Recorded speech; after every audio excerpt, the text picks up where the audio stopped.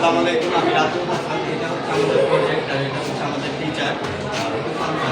তো আজকে আমাদের একটা প্রজেক্ট দিয়েছিলেন, যেটাতে আমাদের একটা ছিল কোষ, উদ্ভিদ কোষ এবং একটা ছিল ডিএনএ।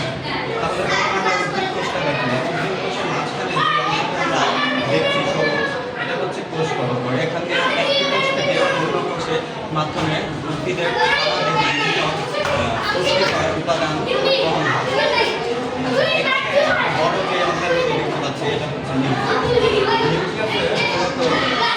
একটি কোষে ব্রেন বলা যেতে পারে, কারণ এই কোষে এখানে থাকে রাইবোজোম, যেটাতে হচ্ছে কোষে যে ডিএনএ গুলো বের হয় ওগুলো জমা থাকে, এবং এই কোষের ভিতরে থাকে হচ্ছে নিউক্লিওলাস। নিউক্লিওলাস থেকে তৈরি হওয়া ক্রোমাটিডগুলো জীবের ডিএনএ ধারণ করে, এবং এই ডিএনএ হচ্ছে